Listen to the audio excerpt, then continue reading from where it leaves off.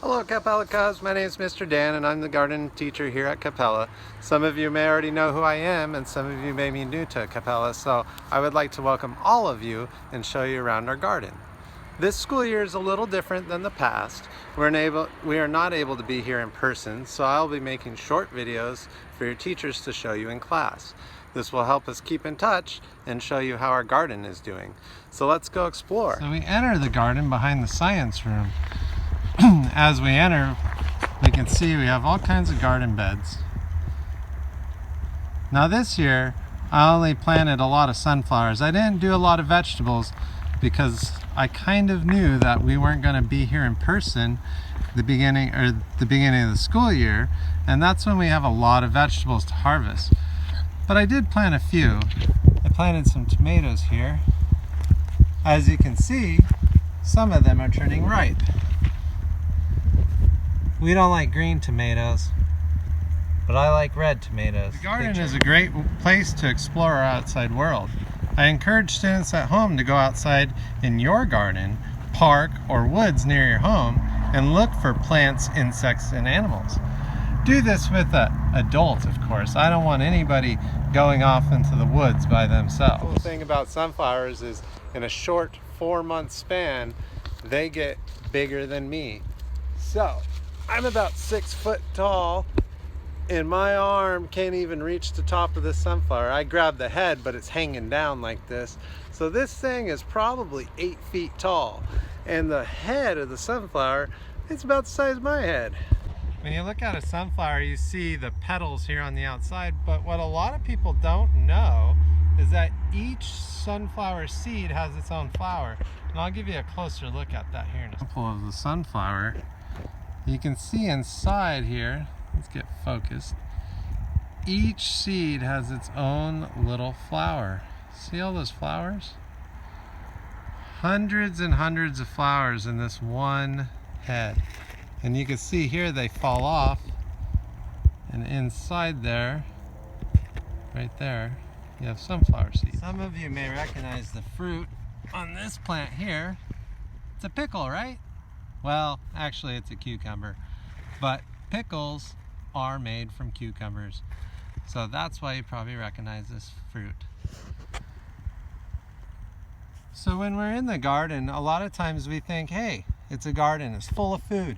We can eat everything in this garden. Well, that's not really the case.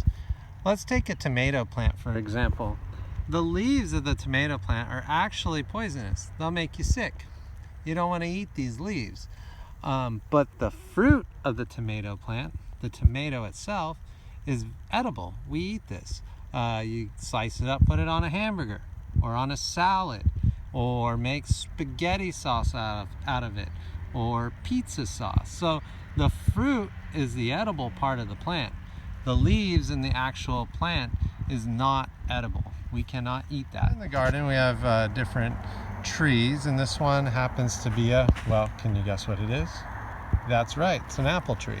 So we have an apple tree here, it's a Fuji apple. These are probably these are done right now. They're ripe, so they're ready to eat. If you notice, you don't see this in the grocery store because they do this for you, but in the wild or out here in nature, they have a waxy coating on them. But if you wipe that off, look, it becomes a nice shiny apple. That's what you see in the grocery store. They shine them up for you to make them look better. Well, the cubs last year really enjoyed the watermelons.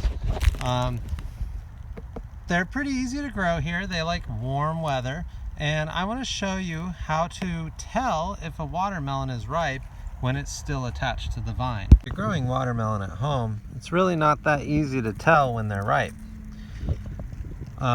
This watermelon's obviously not ripe because it's really small, but if you notice where the stem meets the vine here, there's this little leaf.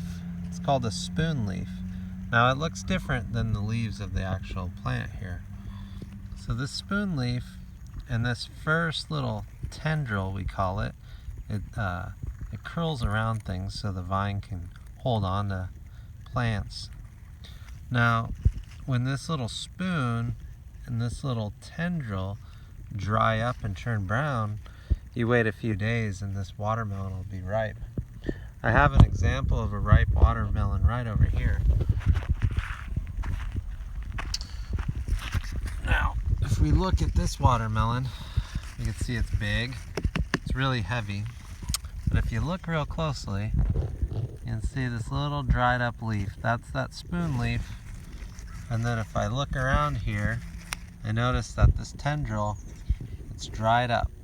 It's all dried up now and shriveled up. So that means this watermelon is ripe and be ready to eat.